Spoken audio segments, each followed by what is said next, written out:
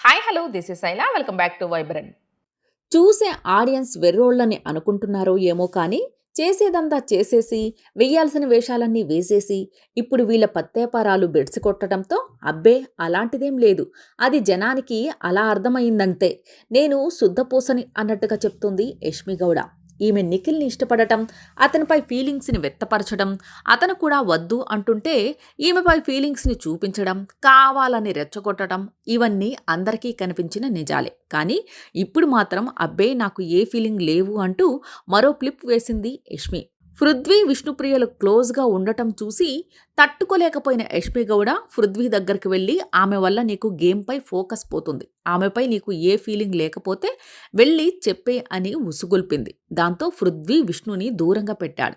ఆ తరువాత విష్ణు పట్టు వదలని విక్రమార్కుని కూతురిగా ప్రయత్నించి పృథ్వీని పటాయించింది.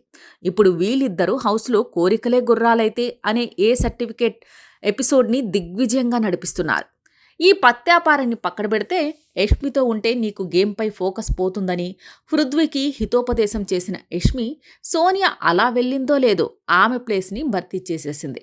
నిఖిల్ని ప్రేమిస్తున్నానంటూ అతని వెంట పడింది. నాకు ఇష్టం లేదు మొర్రో అని నిఖిల్ చెప్తున్నా నాకు కల వచ్చింది. ఆ కలలో నువ్వు గుర్రంపై వచ్చావు, నన్ను వెనక ఎక్కించుకుని గిరాగిరా తిప్పావు అన్న రీతిలో పిట్ట కథలు చెప్పి కనీసం నాతో ఫ్రెండ్గా అయినా ఉండు అంటూ నిఖిల్పై ఫీలింగ్స్ అనేక సందర్భాల్లో బయటపెట్టింది. కానీ ఈమె బండారాన్ని, నిఖిల్ బండారాన్ని ఎలిమినేట్ అయిన కంటెస్టెంట్స్ బయట పెట్టడంతో ఫీలింగ్స్ లేవు గీలింగ్స్ లేవు అని నిఖిల్ని విలన్ని చేసే ప్రయత్నం చేసింది యష్మి. పోనీ ఆ మాటకైనా కట్టుబడి ఉందా అంటే అది లేదు. ఓసారి ఫీలింగ్‌లో ఆడుకున్నాడని, ఇంకోసారి నాకు అలా అనిపించలేదని చాలా ఫ్లిప్పింగ్‌లు చేసింది. ఏమ్మా మహాతల్లి, ఈ ఫ్లిప్పింగ్‌లు ఏంటమ్మా?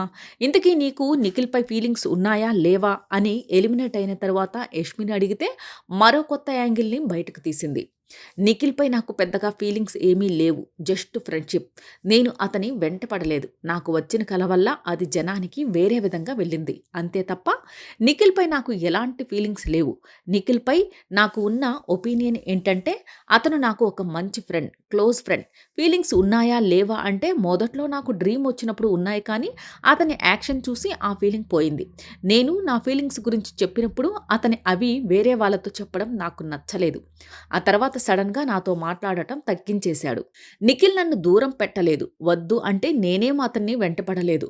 అతను వద్దు అని అన్నప్పుడు నేను దూరంగా ఉంటే ఆ ఫీలింగ్ ఏవో నాకే ఉన్నట్టు, అతనికి లేనట్టు అయిపోతుందని ఫ్రెండ్‌గా ఉండమని అడిగాను.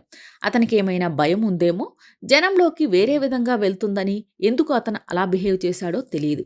నన్ను కట్ చేయాలంటే చేసేయొచ్చు. కానీ అలా చేయలేదు. ట్రయాంగిల్ ట్రాఫిక్ వచ్చినప్పుడు నాకేం లేదు, నాకేం లేదు అన్నాడు. అందుకే అతనితో చెప్పాను. నువ్వు ప్రతిసారి నాకేం లేదు, నాకేదో ఉన్నట్టు నాపైకి తోసేయకు. నేను గౌతమ్‌తో క్లోజ్‌గా ఉంటే నిఖిల్ జెలస్ ఫీల్ అయ్యాడంటే ఏదో ఉన్నట్టే కదా! నాకు ఫీలింగ్స్ ఉన్నవి నిజమైతే నిఖిల్ కూడా ఫీలింగ్స్ ఉన్నది నిజం. మా ఇద్దరి మధ్య ఏముందో మాకే క్లారిటీ లేదు. ఇప్పుడు బయటకొచ్చిన తర్వాత నిఖిల్ నాపై ఫీలింగ్స్ ఉన్నాయని చెప్పినా కూడా నేను నో చెప్తా. నిఖిల్ ఇష్టం లేదని ఎప్పుడూ చెప్పలేదు. ఫ్రెండ్‌గా ఉన్నవాడు సడెన్‌గా మాట్లాడటం మానేసేసరికి ఫీల్ అయ్యాను. దీనిపై మేం సరిగా క్లారిటీ ఇవ్వాల్సింది. సరే అని వదిలేశాం. మళ్ళీ ఫ్రెండ్‌గా కలిసిపోయాం. అదే రాంగ్ అయింది. నిఖిల్‌కి పర్సనల్ స్టోరీ ఉందని నాకు తెలుసు. బ్రేకప్ అయ్యింది కావ్యతో అని నాతో చెప్పాడు నిఖిల్. అందుకే నేను నిఖిల్‌తో ఓపెన్‌గా మాట్లాడగలిగాను. ఓ వ్యక్తి వేరే ఆమెతో కమిటెడ్ అని తెలిసిన తర్వాత కంఫర్ట్ జోన్ రాదు. ఇలాంటి డ్రీమ్స్ గురించి షేర్ చేసుకోలేం. బ్రేకప్ అయ్యిందని చెప్పాడు కాబట్టే నేను క్లోజ్‌గా మూవ్ అయ్యాను. నిఖిల్ తన పర్సనల్ లైఫ్ బ్రేకప్ అని చెప్పడం వల్లే ఇదంతా వచ్చింది. లేదంటే నేను ఓపెన్ అయ్యేదాన్నే కాదు. ఆమెతో బ్రేకప్ అయిపోయిందని చెప్పాడు. ఆ తర్వాత నామినేషన్‌లో బయట ఒకరినొకరు ఉన్నారని అన్నారు. మొన్న లవ్ స్టోరీ చెప్పమన్నప్పుడు ఆమె కోసం వెయిట్ చేస్తున్నా అన్నాడు. ఆయన పర్సనల్ లైఫ్‌లో ఏమవుతుందో, ఎందుకు అలా చెప్పాడో అర్థం కాలేదు అంటూ చెప్పుకొచ్చింది యష్మి గౌడ.